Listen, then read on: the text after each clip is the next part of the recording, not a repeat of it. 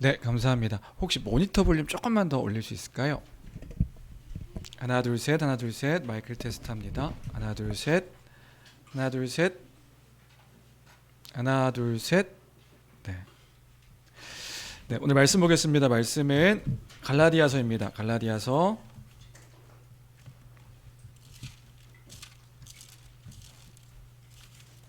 3장입니다. 갈라디아서 3장 15절로 22절까지입니다. 갈라디아서 3장 15절로 22절까지. 제가 가진 성경은 신약성경 305페이지입니다. 갈라디아서 3장 15절로 22절까지.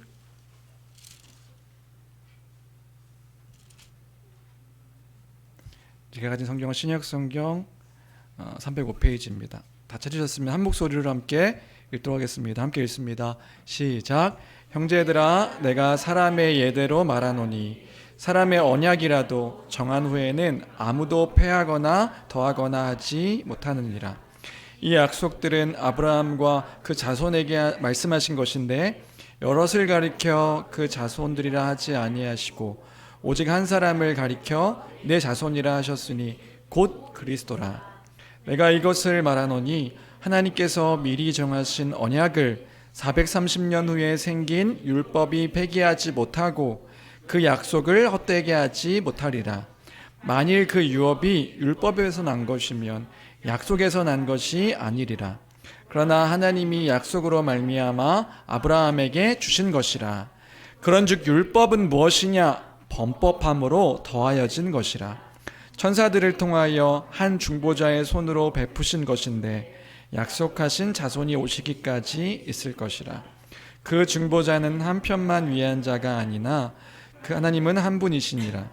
그러면 율법이 하나님의 약속들과 반대되는 것이냐? 결코 그럴 수 없느니라. 만일 능히 살게 하는 율법을 주셨더라면 의가 반드시 율법으로 말미암았으리라. 그러나 성경이 모든 것을 죄 아래에 가두었으니 이는 예수 그리스도를 믿음으로 말미암는 약속을 믿는 자들에게 주려 함이라. 아멘. 네, 5월 가정의 달을 맞이해서 우리는 가정 성경 안에서 특별히 하나님께서 허락하신 가정의 그 모습들을 우리가 함께 살펴봤습니다. 그리고 이제 5월의 가정의 달이 끝났으니 다시 갈라디아서, 그 전에 함께 나눴던 갈라디아서로 돌아와서 바울 사도가 전한 그 복음에 대한 그 설명들을, 또 이해들을 다시 함께 가지려고 합니다. 근 한 달 만에 갈라디아서에 대해서 다시 이렇게 생각하려고 하는데, 다시 말씀들을 살펴보려고 하는데, 이제까지 나눴던 이야기들이 혹시 기억나실까요? 갈라디아서에서 어떤 이야기를 나눴었는지. 우리는 갈라디아서를 살펴보다가 바울 사도가 이제 아브라함 이야기를 끌고 들어와서 이야기하는 것들을 보고 창세기 12장부터 아브라함 이야기들도 함께 나누면서 이 갈라디아서의 내용들을 좀 이렇게 함께 풍성하게 살펴보았던 기억이 저에게는 있습니다. 여러분에게도 함께 있을지 모르겠지만, 그렇지, 맞아, 아브라함 얘기도 했었었죠. 근데 그 되게 좀 긴 시간 동안의 창세기 이야기도 나누고, 그게 왜 그랬냐 하면 바울이 전한 그 복음을 우리가 잘 이해하기 위해서 이제 아브라함도 함께 살펴봤었죠.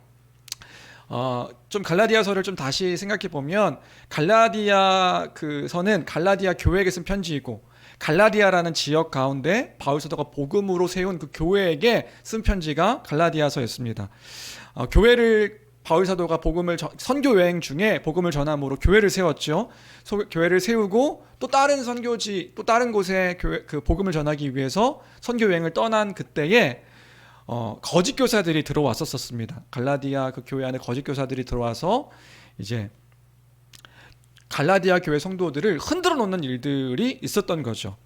이 거짓 교사들은 어떻게 갈라디아 교회의 성도들을 흔들어 놨습니까? 이제 왜곡된 복음으로, 잘못된 복음으로 교회 안에 들어와서 그 잘못된 복음을 전파함으로 그 갈라디아 교회 성도들이 이제 흔들리게 됐던 것입니다. 그럼 그 갈라디아 교회에 들어왔던 거짓 교사들의 정체는 뭐였죠? 유대인이 뭔지 기억해요? 유대인이면서 또 그리스도인이 되었던, 그러니까 유대인이면서 그리스도인이었던 그 사람들이 거짓 교사들이었습니다. 뭐가 문제였냐? 그 성경을 왜곡되이 이해하고 해석해서 그 왜곡되이 이해하고 해석한 것들을 이제 전파하고 가르쳐 다른 복음이 아닌 그 예수 그리스도께서 전하신 그 사도들이 전한 복음이 아닌 다른 복음을 전하는 일들을 이 거짓 교사들이 했던 것이다. 그럼 그 거짓 교사들이 가르쳤던 그 주 내용은 뭐였을까요? 주 내용은 뭐였냐면 결국에는 누가 하나님 나라의 백성이 될 수 있는가? 이 문제였습니다. 그러니까 누가 하나님 나라의 진짜 백성이 될 수 있는 것인가? 이들 역시도요, 하나님 나라 그 백성됨이 중요한 문제였다고요. 그들이 가르쳤던 것 안에서요. 그래서 결론은 그거였어요. 그들이 가르쳤던 건 뭐냐면 너희도 이스라엘 나라의 백성들이 될 때에 하나님의 백성이 될 수 있다. 그들은 그렇게 가르쳤던 거예요. 그러니까 그 사람들이 얘기했던 건 결국에 뭐냐면 너희가 그 구약의 이스라엘 백성 있잖아요. 그 이스라엘 백성이 되어야 이스라엘 백성들 같은 사람들이 돼야 너희가 하나님의 백성이 될 수 있는 것이다. 이렇게 바울이 전한 그 복음의 교회 위에 그 다른 복음으로 흔들어 놓았던 것이에요. 그러니까 그들 가르침은 그런 거였다고요. 뭐였냐면 예수 그리스도를 믿는 것 그거 중요하다. 예수 그리스도를 안 믿는 거 아니에요.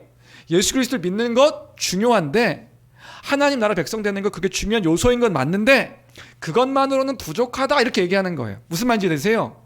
예수 믿는 것을 얘기하지 않는 건 아니라고요. 그럼 아예 다른 다른 종교인 거죠. 근데 그게 아니라 예수 믿는 것 중요한데 플러스 단순히 하나님 백성은 예수님 믿는 것만으로 되는 건 아니야. 의를 행할 때 의를 더 플러스 의를 행해야지만이 하나님의 나라의 백성이 될 수 있다. 이렇게 그들이 가르쳤던 거예요. 그러니까 다시요. 이런 거죠. 뭐냐면 예수 그리스도를 믿는 것 그거 틀린 것 아니고 중요하지. 근데 그것만으로 부족해. 플러스 알파로 뭐 해야 돼요? 하나님께서 주신 율법도 지켜야 돼. 율법을 지켜야 하나님 나라의 백성이 될 수 있는 거야. 특별히 구약 성경에서 이스라엘 나라의 백성들에게 주셨던 그 율법도 함께 지키고 행해야 너희들도 하나님 나라의 백성이 될 수 있다. 이렇게 교회 안에서 가르쳤던 것이란 말이죠. 그럼 어떻게 해야 되는데요?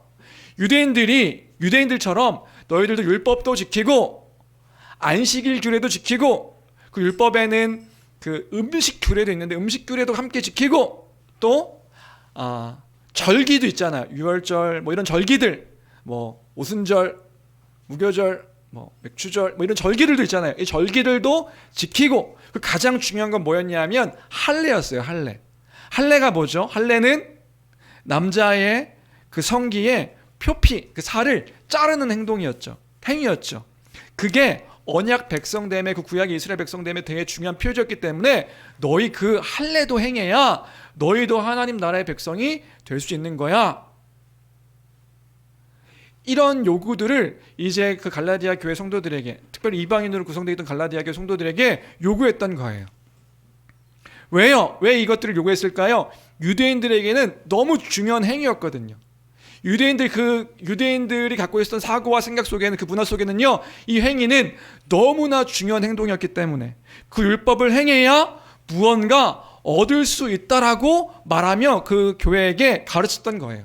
그러니까 교회 성도들은요, 혼란스러웠던 거죠. 바울 사도는 그렇게 얘기하지 않았는데 그 유대인 그리스도인들이 와가지고 그것만으로는 부족해.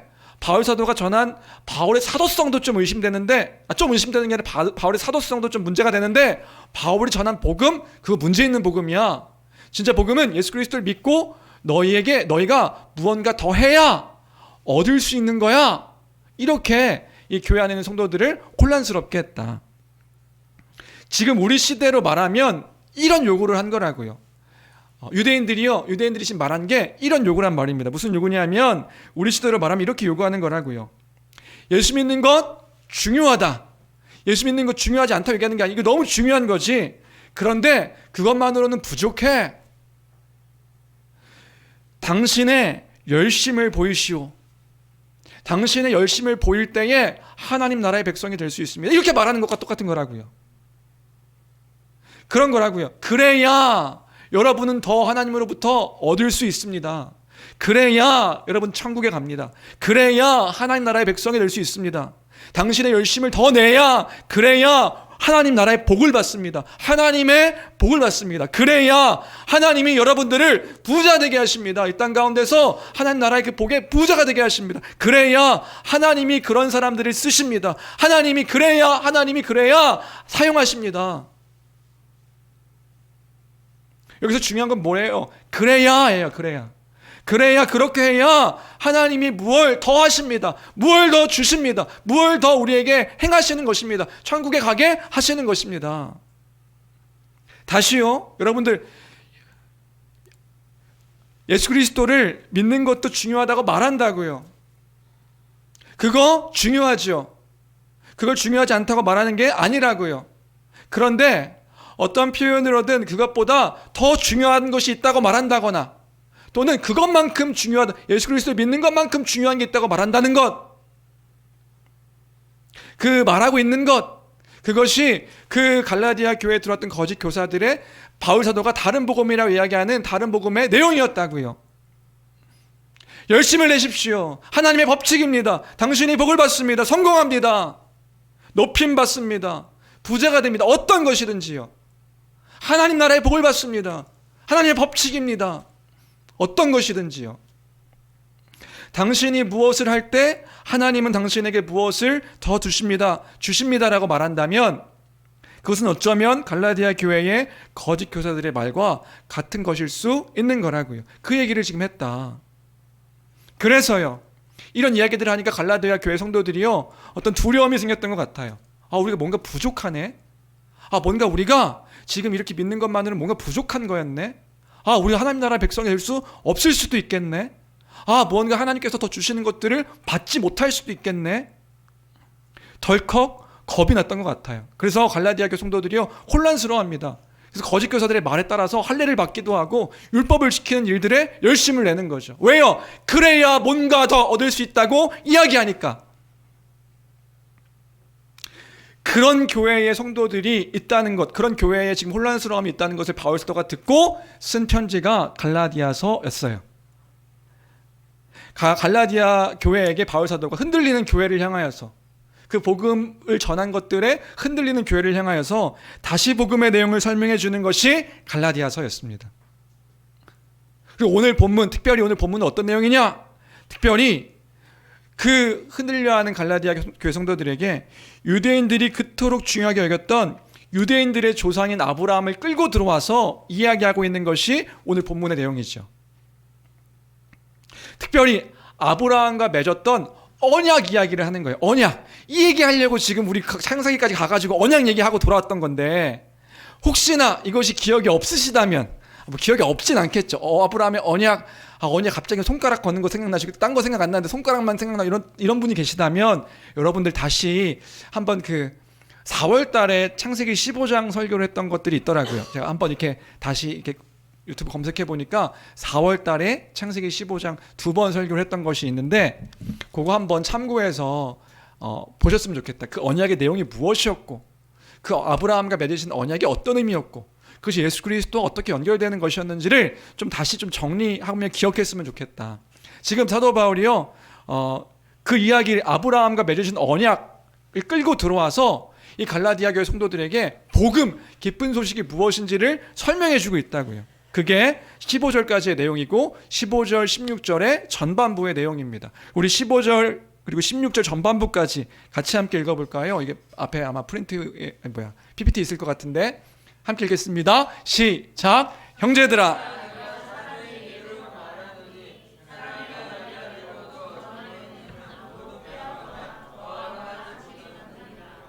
이 약속들은 아브라함과 그 자손에게 말씀하신 것인데, 지금 무슨 얘기인지 이해되세요? 여기까지.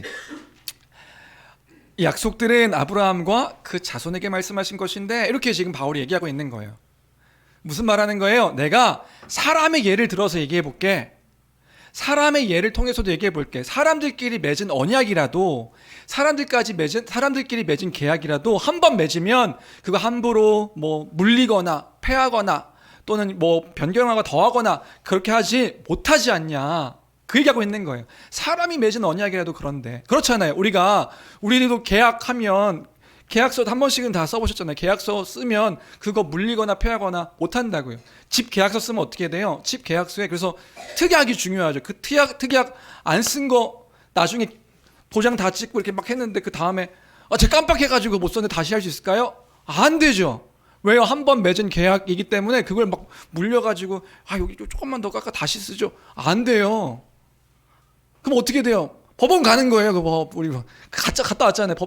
그거 왜요? 이 계약서가 잘못 쓰여지면 그렇게 되는 거예요. 한 번 사람이 맺은 계약이라도 그 계약을 물리거나 수정할 수 없는 거죠. 근로계약서도 마찬가지죠. 근로계약서 꼼꼼히 안 보고 다 썼는데 막상에 딱 나중에 보니까 달라. 계약서 보니까 다른 내용이야. 그럼 어떻게 돼요? 물리거나 폐하거나 할 수 없죠. 심지어 자녀들과 손 걸고 했던 그 약속도, 그렇죠? 자녀들과 손 걸고 도장 찍고 여기 큰일 나요. 손만 걸었으면 좀 괜찮을 수 있는데 손 걸고 뭐예요? 도장 찍어. 이거 도장 찍으면 어떻게 돼요? 도장 찍고 사인하고 복사하면 어떻게 돼요? 이 자녀들과 맺은 약속이어도요, 이거 함부로 더하거나 빼거나 하지 못한다고요. 왜요? 사람들 난리가 나요. 아빠 이거 약속하셨잖아요. 저랑 약속했으니까 이 약속 안 지키실 거예요? 이렇게 된다고요. 왜요? 그게 사람과 맺은 약속이고 언약이기 때문에 그래요. 그 얘기하는 거예요. 사람과 맺은 언약도 이렇게 함부로 바꾸거나 폐하거나 할 수 없는데, 하물며 하나님께서 너희 조상 아브라함과 언약을 맺으셨는데, 그럼 아브라함과 맺으신 언약이 뭐였는데요? 그 얘기 지금 하고 있는 거예요. 아브라함과 지금 무슨 언약을 맺으셨는데요? 창세기 12장, 내가 너로 큰 민족을 이루게 해주겠다. 하나님께서 갈대아 우르에 있는 아브라함을 찾아오셔서 약속하시죠. 내가 너로 큰 민족을 이루게 해주겠다. 너 복이 되게 할 것이다. 하나님 나라의 백성됨에 약속을 하시는 거예요. 언제요? 율법 지킬 때요? 율법을 지켜서 온전하게 지킬 때? 아니요. 하나님께서요, 은혜로 약속하셨다고요. 선물처럼 아브라함이라는 사람을 택하셔서 그에게 약속해 주셨다. 내가 이걸 이룰 것이야. 내가 하나님 나라의 백성들로 너로 말미암아 그 하나님 나라의 백성 되게 할 것이야. 약속해 주셨다고요. 특별히요, 하나님께서 아브라함에게요 약속하셨는데, 무슨 약속을 하셨냐면, 내가 너와 네 자손을 통해서 하나님 나라를 이루겠다, 이 약속을 하셨다고요.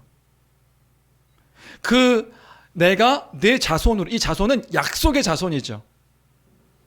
그래서 지금 사도 바울은 구약 성경의 이 말씀을 끌고 들어와서 이 얘기를 하고 있는데, 여러분 혹시 성경책 갈라디아서 3장 16절 보시면, 갈라디아 3장 16절 보시면, 좋은 성경책은 이 약속들은 아브라함과 그 자손에게 말씀하신 것인데 하면서, 이 약속들은 아브라함과 그 앞에 한글 기호 있는 거 혹시 보이세요? 좋은 성경책에는 있습니다. 제가 어저께 집에 가서 성경책을 다 이렇게 집에 있는 거 뒤집었더니 좀 안 좋은 성경책은 없더라고요. 없는 성경책도 있어. 그건 별로 안 좋은 것 같아요. 그러니까 좋은 성경책은 있어요. 뭐가 있냐면, 기억이 있어요. 저는 시옷이 있어요. 페이지에 따라 가지고 기억이든 시옷이든. 근데 그게 뭐냐면, 이제 이게 어디서 왔는지를 보여주는 기호예요. 지금 바울 사도가 구약의 어떤 성경을 인용했는지, 어떤 말씀을 근거로 해서 얘기를 하고 있는지를 보여주는 기호인데, 저는 시옷인데, 밑에 보면 그 기억 시옷에 해당되는 성경 구절이 있어요. 뭐죠? 창세기 13장 15절, 그리고 17장 8절. 아유, 좋은 성경책. 할렐루야. 그죠? 아유, 좋은 성경책이 이렇게 있단 말이에요. 이게 관주 성경이라고 하는데, 이 본문이 그러니까 신약 성경은 구약 성경을 갖고 이것이 성취되었음을 이야기하고 있는 것이니까. 그럼 창세기 13장 15절에 어떤 내용이 있는데요? 우리 같이 함께 읽어볼까요? 앞에 아마 제가 갖고 왔을 겁니다. 아브라함에 이렇게 말씀하시는 거예요. 하나님께서요. 함께 읽겠습니다. 시작. 보이는 땅을 내 자손에게 주리니 영원히 이르리라. 창세기 17장 8절 같이 읽어볼까요? 시작. 내가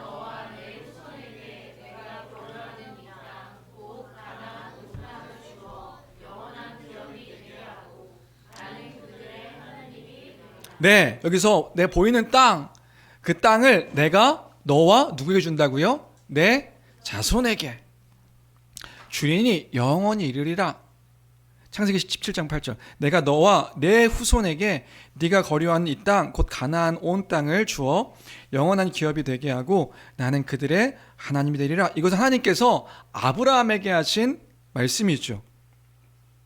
아브라함에게 하신 말씀인데, 지금 이걸 끌고 들어와서 바울 사도는 갈라디아 교회 성도들에게 놀라운 이야기를 하나를 하는 것을 볼 수 있습니다.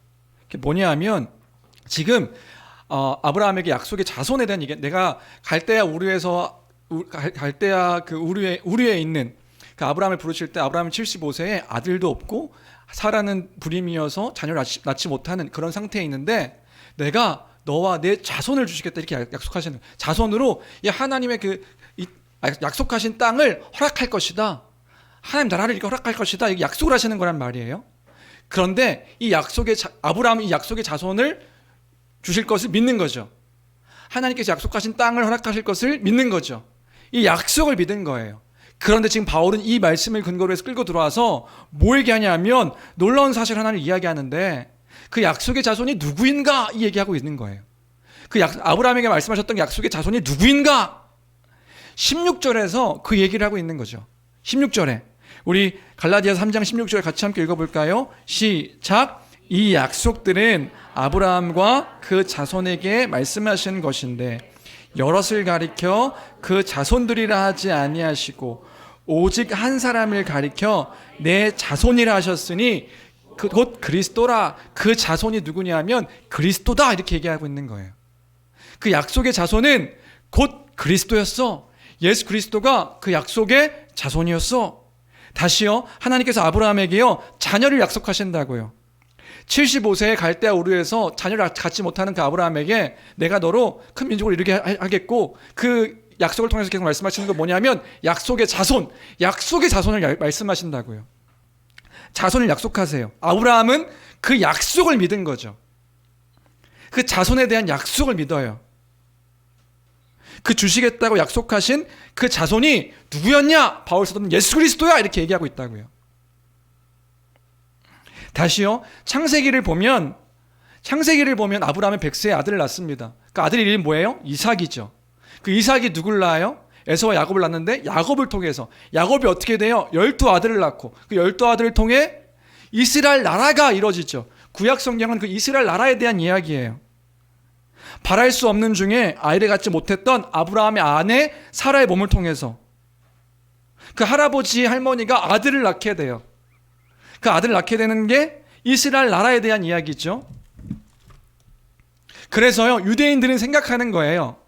유대인들은 무슨 구약 성경 안에서 그 구약 성경 안에 그 구약 성경을 이해하고 해석하는 유대인들은 생각하는 거라고요. 뭐요? 하나님의 약속을 따라서 아브라함의 자손이 중요한데 아브라함의 자손인 이스라엘이 중요한 거야. 그러니까 이 이스라엘이 되려면 너희도 할례를 받고 율법을 지키고 절기를 지키고 이렇게 율법을 지켜야 너희가 이스라엘 나라, 하나님 나라의 백성이 될 수 있어.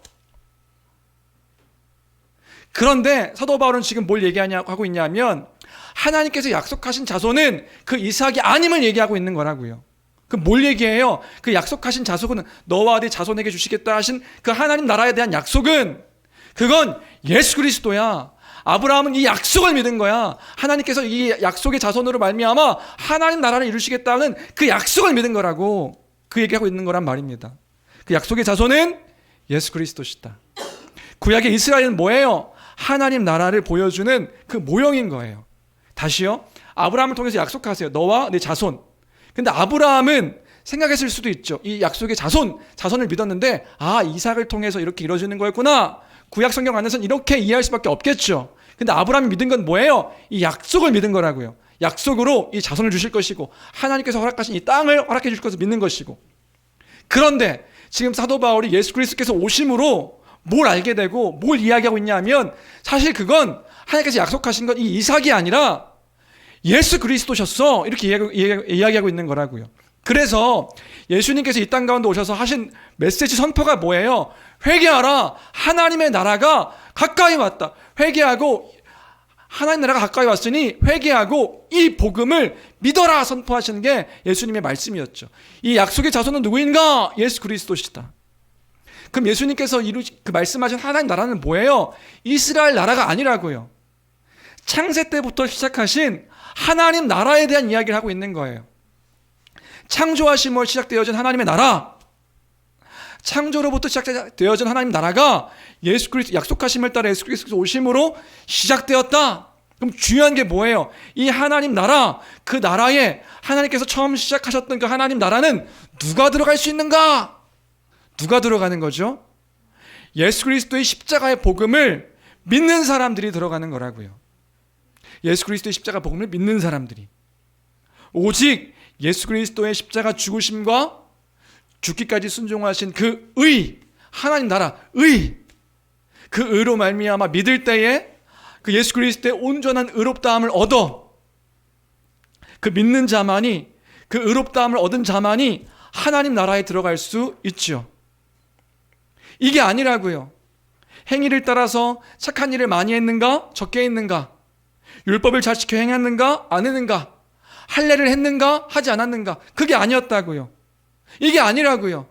11조를 온전하게 다 몇 번이나 했는가, 목적 헌금을 얼만큼 했는가, 교회 안에서 얼만큼 많은 봉사를 했는가, 성경은 몇 번 읽었는가, 하루에 몇 번이나 성경 말씀을 읽으면서 묵상하고 있는가, 찬양은 얼마나 크게 했는가, 교회에서 얼마나 선한 일들을 많이 했는가, 더 나아가서 밖에 세상 가운데서 얼마나 선한 일을 많이 했는가, 그것을 따라서 얼마나 좋은 일들을 많이 했는가를 따라서 그래서 받을 수 있는, 하나님 나라에 들어갈 수 있는 그런 것들이 아니라고요. 뭐예요? 예수님께서 행하신 그 일들, 그 말씀하신 것들, 약속하신 것들, 예수님이 누구이신가, 그분이 소망케 하신 것은 무엇인가, 그 예수 그리스도를 믿을 때, 그 약속의 자손 되신 예수 그리스도를 믿을 때, 사도들이 전한 그 복음 대신, 십자가 복음 대신 예수 그리스도를 믿을 때 의롭다함을 얻어서 하나님 나라에 들어가는 것이다. 하나님 나라에 들어가게 하셨다. 하나님 나라의 백성이 되게 하셨다. 그건 뭐예요? 전적으로 은혜다. 선물로 주신 것이다. 값없이 주신 것이다. 그건 전적인 하나님의 은혜다. 그 얘기를 하고 있는 거라고요. 사도 바울은 그 갈라디아 교회 성도들에게 다시금 기억하게 하는 것입니다. 뭘요? 그것이 전적으로 하나님께서 주신 은혜인데, 하나님이 그 예수 그리스도의 십자가로 말미암아 지금 우리에게 다 주신 건데, 다 주셔서 하나님 나라의 복을 누리게 하시며 그 복 가운데 거하게 하시며 그런 존재가 되게 우리에게 행하신 일인데, 누가 감히 자기의 노력과 공로로 하나님 나라의 백성이 되게 할 수 있다고 말하는가? 그건 다른 복음이다. 거짓 복음이다. 그렇게 이야기하고 있는 것이란 말이죠. 하나님이 다 주셨는데, 하나님이 은혜로 다 주셨는데, 하나님이 값없이 그 선물로 다 주신 건데, 우리가 믿음으로 그것들을 받게 된 건데, 지금 그 얘기하고 있는 거예요. 유대인이 그렇게 자랑하는 아브라함도 자신의 행함이나 공로로 율법을 지킴으로 그렇게 하나님 나라 백성 된 것이 아니야. 그렇게 된 게 아니야. 약속의 자손, 심지어 그 아브라함은 약속의 자손이 누군지도 몰랐고, 약속의 자손이 이삭이라고 여기며 생각했을 수도 있어요. 그럴 수 있겠죠. 그러나 그 약속하신 하나님의 약속을 믿음으로 그가 의롭다함을 얻었다고요. 어찌 보면 그 작은 흐릿한 믿음, 그 믿음으로 의롭다함을 얻어 그 아브라함도 그 은혜로 하나님 나라의 백성이 된 거야. 그렇게 그 은혜로 말미암아 백성된 아브라함인데, 아브라함, 너희 조상 아브라함도, 유대인의 아브라함도 그렇게 하나님 나라의 백성이 됐는데, 누가 자기의 공로로 예수 그리스도 믿는 거 중요하고 플러스 너희가 뭘 행해야 하나님께서 뭘 더 주시는 분인 것처럼 누가 그렇게 말한단 말인가? 그게 17절이죠. 17절. 17절 말씀 같이 함께 읽어볼까요? 17절입니다. 함께 읽습니다. 시작. 내가 이것을 말하노니,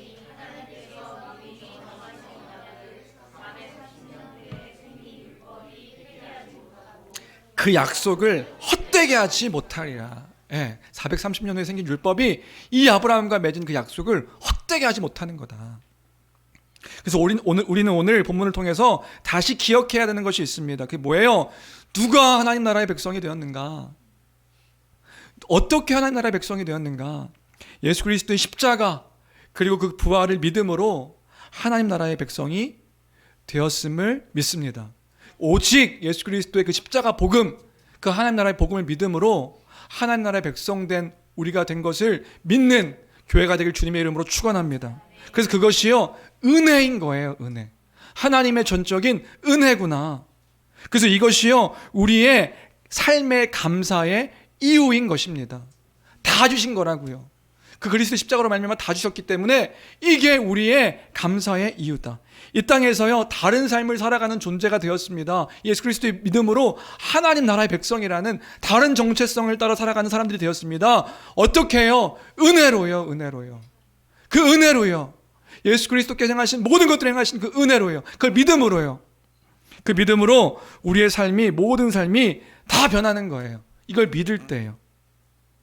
주 안에 사랑하는 성도 여러분, 길게 이야기했는데 우리 한번 생각해 볼까요? 이것이 먼저는 갈라디아 교회 성도들에게 무슨 의미가 있었을까요? 여러분, 갈라디아 교회 성도들에게 이 바울이 전한 메시지가 어떤 의미가 있었을까요? 지금 갈라디아 교회 성도들에게 이게 그렇게 중요한 문제가 되었을까요? 여러분, 생각해 보세요. 조금 잘못 알면 어떻다고요? 좀 잘못 알 수도 있죠. 그리고 또 한편으로 이게 지금 갈라디아 지역에 사는 교회의 그 성도들의 현실적인 삶과 무슨 상관이 있는 걸까요?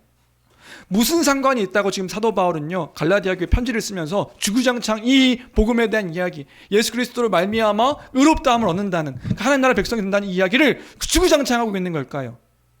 갈라디아 교회 성도들에도 현실이 있었을 거 아니에요. 삶의 문제와 현실들이 있었을 거 아니에요. 그 얘기하지 않고 지금 복음 얘기만 하고 있는 거예요. 그럼 갈라디아 교회 성도들에게 도대체 뭐가 중요하길래? 그럼 사도 바울이요, 이 바울 사도에게요, 지금 이 주구장창 말하고 있는 이 복음이요, 너무 중요한 거였구나, 우린 이걸 생각할 수 있는 거죠. 이 문제가 이 교회 성도들에게 가장 중요한 문제이기 때문에 이 복음의 문제를 계속해서 이야기하고 있는 거예요. 다시요, 복음이 중요합니까? 네, 중요하다고요. 그게 중요합니까? 네, 중요하다고요. 삶의 현실적인 문제보다 더 중요한 겁니까? 삶의 모든 현실의 근원되는 그 모든 것들을, 삶을 바꾸는 그 문제이기 때문에 이 복음이요, 가장 중요한 문제였다고요. 성도들의 삶 가운데 가장 중요한 문제가 이 복음에 대한 문제였습니다. 가정 가운데서요, 우리 현실이 가정이죠. 가정 가운데서요, 부모 자녀와의 관계, 그 부모 남편과 아내의 관계, 형제로 자매로 살아갈 때에 이 복음이 중요합니까? 네, 중요하죠. 너무 중요하죠. 왜요? 하나님 나라의 백성됨이 그 삶을 살아가는 교회의 모든 성도들의 삶의 모든 부분들을 차지하니까요. 그 가정이 뭔데요? 가정이 뭐가 중요한데요? 이 복음을 알지 못할 때 그 가정의 중요함을 우리가 온전하게 알 수 없죠. 복음을 알 때요, 이 가정의 중요함이 완전 달라지죠.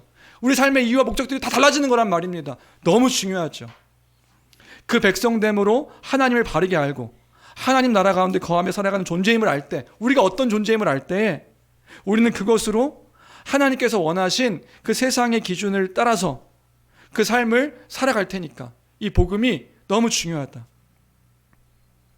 하나님 나라의 백성된 자가 하나님 나라의 백성이 되지 못할까 봐 전전긍긍하면서 율법을 지키며 이제라도 하나님 나라에서 쫓겨날까 봐 막 두려워하며 염려하며 어떻게 하든지 하나님 나라의 백성이 되기 위해서 막 전전긍긍하는 그 모습들을 볼 때, 이 복음을 바르게 알면 그런 존재로 살아가지 않을 테니까요. 그리스도 안에서 내가 어떤 존재인지를 알고 어떤 목적을 따라 살아가는지를 분명하게 알면 우리 삶의 모든 것들이 다 바뀔 테니까요.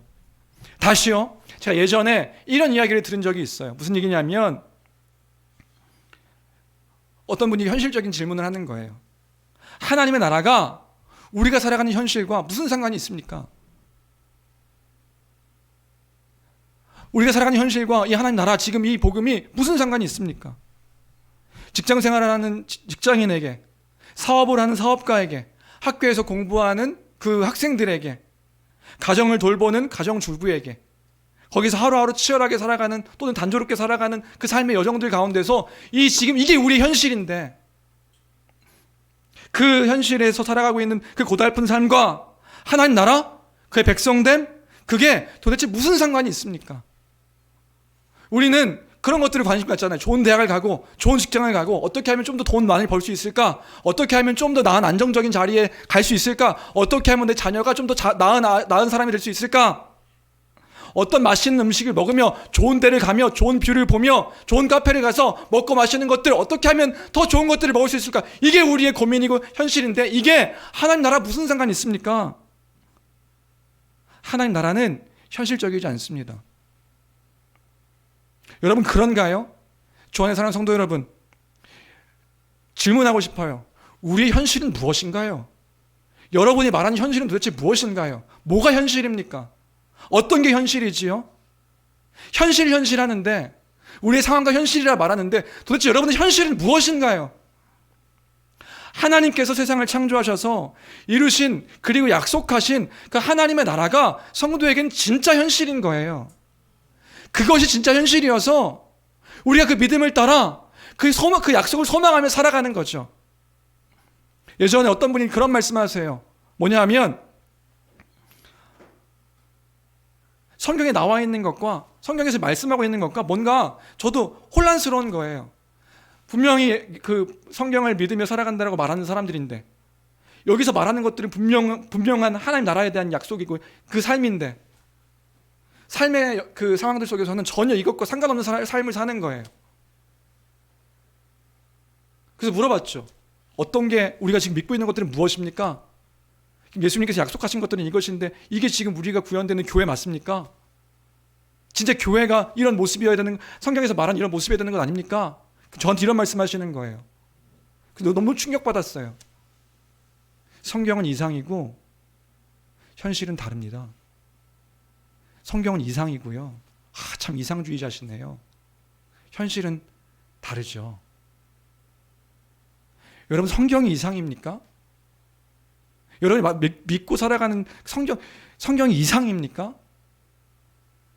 환상입니까? 아니요. 하나님께서 우리에게 약속하신 것, 그리고 예수 그리스도로 말미암아 하나님 나라가 이 땅 가운데 시작되었다고 말하는 그것이 우리가 믿고 있는 현실인 거라고요. 그 사실을 믿으며 그게 복음이기 때문에 그 복음 가운데 우리가 그 복음을 따라 믿으며 살아가는 거라고요. 그게 그리스도인이잖아요. 그런 사람들이 본래 그리스도인이라고요. 그 말씀이 기준이 되어서 그 말씀을 따라 그것이 우리의 삶의 모든 이유와 목적이기 때문에 여러분의 삶의 이유와 목적이 무엇인가요? 여러분 왜 사시나요? 여러분, 하나님을 제외하고 하나님께서 말씀하신 약속들을 제외하고 삶의 이유와 목적이 설명되십니까? 여러분의 삶의 이유와 목적이, 하루를 살아가는 이유와 목적이 하나님을 제외하고 약속하신 것들을 제외하고 설명이 되세요? 설명이 되신다면 그런 거 아닌가요? 하나님은 하나님이시고 하나님 나라는 그래 이해는 되지만 그래 하나님 나라고 그래 그런 것들이 있고 나는 또 다른 현실의 삶을 살고 그 이상과 현실에서 막 괴로워하고 이상은 이건데 현실은 아니야. 괴로워. 그게 복음입니까, 여러분? 여러분이 말하는 그게 복음입니까? 그건요, 우리의 불신앙 때문의 모습입니다. 그 불신앙이죠. 예수 그리스도의 십자가 복음은 우리의 모든 것과 다 연결이 돼요. 우리의 모든 것과 다 연결이 되는 거라고요. 왜냐하면 우리의 현실적인 그 삶의 기준이 되기 때문에 그런 거예요. 그래서 하나님 나라 백성 되었음이 우리의 인생의 가치와 그 목표와 삶의 소망들을 다 바꿉니다. 다 바꿔요. 그래서 우리는요, 우리 그 정체성으로 살아가는 거예요. 어떤 정체성이요? 하나님 나라의 백성. 우리 교회할 때 하나님 나라의 시민, 그 한 몸 된 그 세 사람 된 자들, 하나님 나라의 가족, 하나님 나라의 그 성전됨에 그 하나님의 임재하심을 따라 살아가는 삶. 그래서 가정에 살아갈 때도요, 하나님의 질서와 목적을 따라 살아가죠. 그게 하나님 뜻이니까요. 하나님께서 원래 이루셨던 그 목적들을 우리가 올 한 달 동안 배웠습니다. 그럼 치열하게 고민하며 그 가운데서 살아가고 살아내는 거죠. 직장에서는요, 세상 가운데서 하나님의 의가 무엇인지, 그 공도, 그 공평함과 그 바른 도리가 무엇인지, 하나님의 영광을 추구하며 그 영광을 드러내고 나타내는 그 일들에 나의 그 삶의 여정들 가운데 그것들을 나타내며 살아가는 거죠. 학교에서는요, 사람들과의 관계에서는요, 하나님 나라의 삶이 무엇인지 그들에게 드러내고 선포하는, 그래서 이것이 귀한 복음이다. 우리에게 이 복된 소식이 전달되어진 것이다. 이렇게 살아갈 때 너무 귀하고 복되다. 그게 뭐예요? 전도죠. 그 선포하며 살아가는 삶, 세상을 막 변혁시키고 막 바꾸는 것들이 우리의 목적이 아니라 그 하나님 나라가 이 땅 가운데 임함으로 그 나라가 너무 복되고 너무 귀하고 주님 다시 오실 때 완성되어질 그 나라가 우리가 너무 소망되어지는 그 일들이기에 의와 평강의 나라가, 참된 샬롬의 나라가 이미 시작되었고 또 마지막 날 완성될 것이기에 소망하며 살아가는 것, 이러한 믿음을 따라 살아갈 때 우리의 모든 것들이 안 바뀔 수가 없는 거죠. 안 바뀐다면 그게 우리의 참된 믿음의 모습이 아닐 수 있는 것이겠죠. 하루하루의 삶이, 생각이, 마음이 변하지 않는다면, 여전히 목적 없이 삶을 살아가고 있는 것이라면 어쩌면 우리가 놓치고 있고, 지금 갈라디아 교회 성도들처럼 막 흔들리고 어떤 다른 복음, 왜곡된 것들에 흔들리고 있는 우리의 모습일 수 있겠다. 복음은요, 가장 중요한 것입니다. 우리의 삶의 모든 것들에 가장 중요한 것이다. 뭐요? 복음이요. 여러분, 복음을 기억하십시오. 예수 십자가 그 복음을 다시금 묵상하십시오. 하나님 나라의 그 복된 소식이 우리에게 전해졌음을 기억하십시오. 우리가 어떤 존재가 되었는지를 잊지 마십시오. 잊지 않는 저와 우리 교회가 되기를 주님의 이름으로 축원합니다. 그 가운데서 살아가는 것입니다. 그것이 믿음의 삶이요, 그것이 진정한 신앙의 삶인 거예요. 신앙생활이 뭔데요? 뭐가 신앙생활인데요? 그 약속하신 것들을 따라 살아가는 게 신앙생활이죠. 그래서 그리스도의 은혜를 날마다 갈망하며 내가 그러한 자가 되었음에 감사하는 삶을 살아가는 것, 뭐가 감사의 이유인데요? 뭐가 감사의 이유죠? 내가 계획되는 것들이 잘 될 때가 감사의 이유인가요? 물론 그것도 감사하죠. 그러나 그것보다 더 감사한 건 내가 어떠한 자가 되었는지, 그리스도의 십자가로 말미암아 다 주셨음을 기억할 때에 그것으로 인하여 주님이 나와 함께 하셔서 그 수많은 사람들 가운데 아브라함처럼 택해 잡으심으로 하나님 나라 백성 되게 하심이, 그리스도의 십자가로 말미암아 그걸 알게 하셔서 하나님을 알게 하심이 우리의 감사의 진짜 이유입니다. 시편 기자가 그렇게 고백한다고요. 우리 수요일에 그 얘기했잖아요. 시편 기자가요, 삶이 어렵고 상황이 형편이 좋아서 하나님 찬양하는 게 아니라고요. 그런 게 아닌데, 내가 하나님이 나를 버리지 아니하시고 내가 하나님을 의지할 수 있음에 하나님을 내가 기억합니다. 내가 하나님을 높입니다. 하나님은 선하십니다. 하나님은 인자하십니다. 나를 그렇게 하나님 백성 되게 하심에 그것이 내게 감사입니다. 주님 찬양합니다. 때로는 하나님, 내가 언제까지 고통을 겪어야 될까요? 물을 때도 있죠. 그런데 그때에도 고백하는 것, 하나님, 내가 주님을 찬양합니다. 신뢰합니다. 주님은 나를 인도하십니다. 내가 하나님 백성입니다. 하나님의 사람입니다. 이게 진짜 신앙생활의 모습이겠죠. 내 그리스도 때문에 산 자가 되었구나. 하나님 약속으로 나를 살리셨구나. 나의 어떠함 때문이 아니라 그리스도의 어떠함으로 나를 당신의 나라 가운데 거하게 하셨구나. 교회로 살게 하셨구나. 감사하다. 감사하다. 내 인생이 감사하다.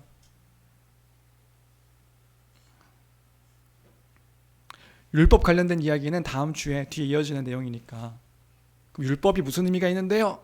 율법이 중요한 의미가 있죠. 그 율법에 대한 이야기는 다음 주에 하도록 하겠습니다. 말씀을 정리하는데요, 그 하나님의 하나님 되심으로 인하여 감사하는 우리의 그 삶의 이유와 목적이요, 하나님으로 해석되어져야 되는 거예요. 그 하나님으로 인하여서 우리가 그 하나님 나라 백성됨으로 인하여 우리의 지금 이 여정들이요, 이해되고 해석되어지는 거죠. 그게 신앙이고 믿음이죠. 고달픈 삶이 없는 것 아니고 여전히 갈팡질팡하는 우리의 모습들이 없는 것 아닌데, 그 없는 것 아닌 것 가운데 우리의 그 믿음은 뭐냐 하면, 그러한 나를 여전히, 그 율법을 보면 그런 거예요. 율법 보면 여전히 나는 이 하나님 말씀 앞에 지키지 못하고 또 불완전하고 연약한 우리의 모습들을 보게 되는데, 그럼에도 불구하고 그리스도께서 하신 일들을 기억할 때에, 아, 내가 다 받은 자가 되었구나. 내가 다 누리는 자가 되었구나. 하나님 나라 백성 되게 하셨구나. 아, 나는 감사. 내가 이 세상에서 가장 존귀한 자가 되었구나. 그 그리스도로 말미암아 하나님이 나를 그렇게 잊지 않게 하셨구나.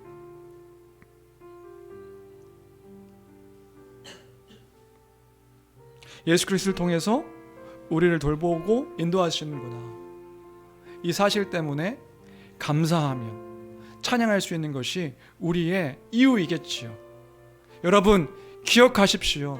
여러분, 잊지 마십시오. 순간순간마다 그 그리스도의 십자가의 복음을 더 묵상하십시오. 가장 중요한 일이었습니다. 그 어떤 삶의 현실이라고 말하는 것들보다 더 중요한 일이었습니다.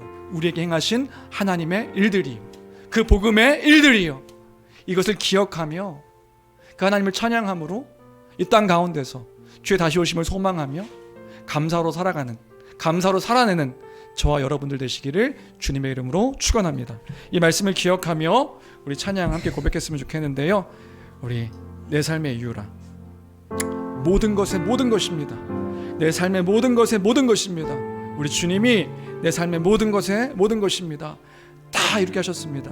그 믿음의 고백으로 함께 찬양하도록 하겠습니다.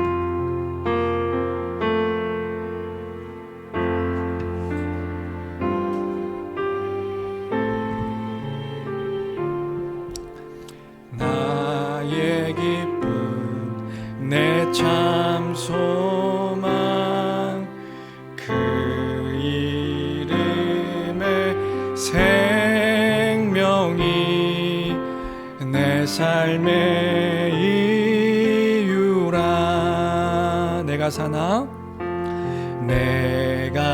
사나 죽으나 그 이름을 위하여 내 모든 것들이니 나를 받으소서.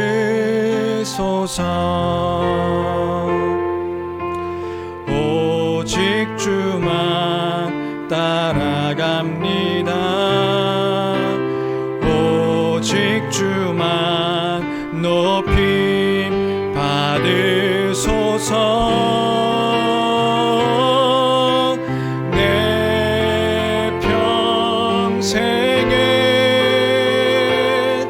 그 이름을, 그의 선하심을 세상에 노래합니다. 그 이름에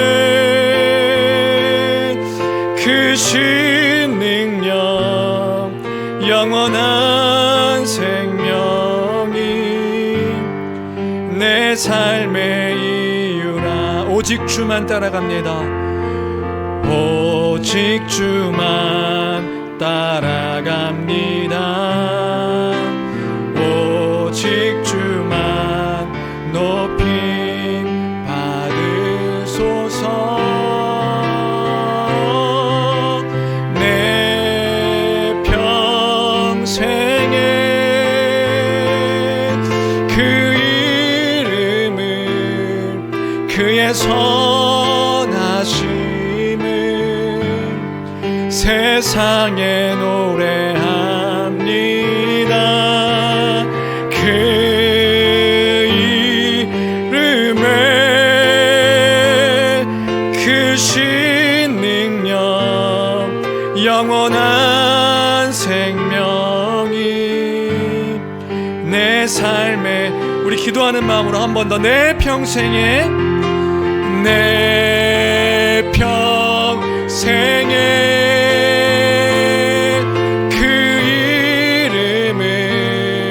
그의 선하심을 세상에 노래합니다. 그 이름에